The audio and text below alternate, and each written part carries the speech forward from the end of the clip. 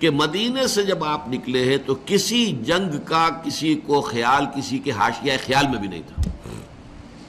پیش نظر تھا اس قافلے کا راستہ روکنا کہ جو آ رہا تھا شام سے واپس ابو سفیان کی سرکردگی میں، جو جب جا رہا تھا تو حضور نے تعاقب کیا تھا لیکن وہ بچ کر نکل گیا تھا.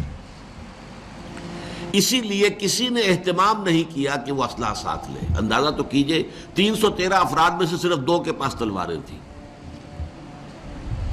اسلحہ بھی نہیں لیا. کیا کرنا؟ قافلے کو جا کر جو ہے روکنا ہے، قافلے کو لوٹنا ہے کہہ لیجیے. لہذا کو کثیر تعداد جو بھی گئی ہے وہ اسی خیال سے نکلی ہے، اور اس میں کوئی بری بات نہیں ہے. باطل سے گویا کہ جنگ تو پہلے دن سے شروع ہو گئی تھی. جیسے ہی حضور نے کہا لا الہ الا اللہ، آپ کے اوپر تشدد شروع ہو گیا، بات ختم ہو گئی. تصادم تو ہے، صرف یہ ہے کہ پہلے وہ تصادم ذہنی اور فکری سطح پر تھا صرف، یا وقت یک طرفہ تشدد تھا اس میں کہ مسلمانوں کو اجازت نہیں تھی جوابی کارروائی کرنے کی. اب یہ تصادم 2 طرفہ ہے، اینٹ کا جواب پتھر سے دینے کا موقع آ گیا، مرحلہ آ گیا. اور اس انقلاب کی تکمیل کے لیے انگریزی میں ایک لفظ آتا ہے پش. ایک تو PUSH پش، کسی چیز کو دھکا دینا، ایک ہے PUTCH. یہ پش جو ہے یہ ہے کسی بھی مہم میں پھر آخری حلہ بولنا. تو یہ پش جو ہے انقلابی جد و جہد کا فائنل پش جو ہے وہ ہے یہ آرم کانفلکٹ. اور اس کا بھی آغاز اس ایکٹیو ریزسٹنس کے نتیجے میں جو حضور نے 1 سال تک جاری رکھا، اس کے نتیجے میں یہ 1000 کی فوج نکلی. حضور جب اپنے 313 ساتھیوں کو لے کر تقریباً درمیان میں تھے مدینے اور بدر کے، وہاں حضور کو وحی کے ذریعے سے اللہ نے اطلاع دے دی کہ مکے سے ایک لشکر بھی چل چکا ہے، بڑا طاقتور لشکر. اور ساتھ ہی اے محمد صلی اللہ علیہ وسلم، ہمارا وعدہ ہے کہ ایک تو وہ جو اوپر سے قافلہ آ رہا ہے شمال سے، اور ایک جو جنوب سے آ رہا ہے لشکر، ان 2 میں سے ایک پر ہم ضرور مسلمانوں کو فتح دے دیں گے.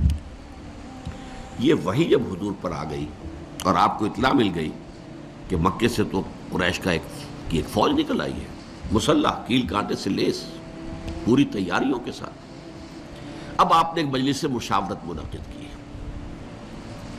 اور آپ نے مسلمانوں کے سامنے یہ مسئلہ رکھ دیا کہ دیکھو ہم نکلے تھے اس کام کے لیے، لیکن اب صورت اللہ تعالیٰ کی طرف سے یہ پیش آ گئی ہے، وہ قافلہ بھی آ رہا ہے اور ادھر سے لشکر بھی آ رہا ہے، اور اللہ کا وعدہ ہے ان میں سے ایک پر لازماً اللہ ہمیں فتح عطا کر دے گا.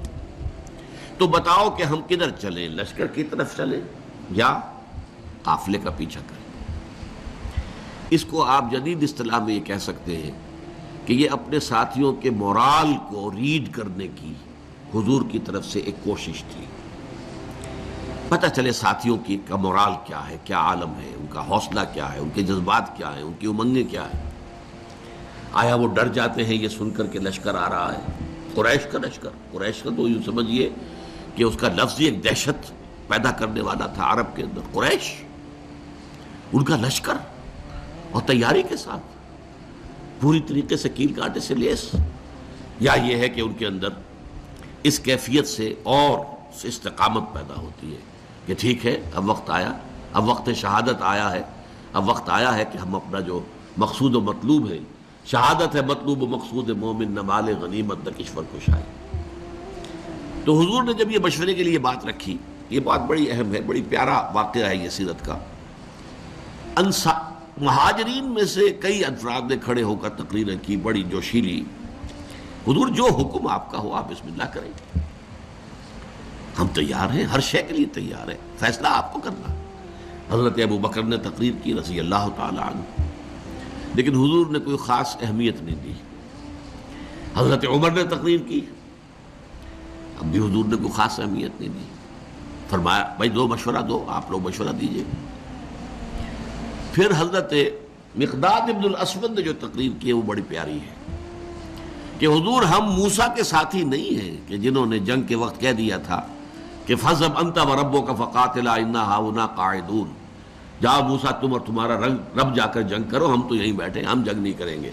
ہم موسیٰ کے ساتھی نہیں ہیں، ہم محمد کے صحابی ہیں صلی اللہ علیہ وسلم. خدا کی قسم آپ بسم اللہ کریں، جو بھی قدم آپ اٹھائیں گے انشاءاللہ اللہ تعالی ہمارے ذریعے سے آپ کو آنکھوں کی ٹھنڈک عطا کرے گا۔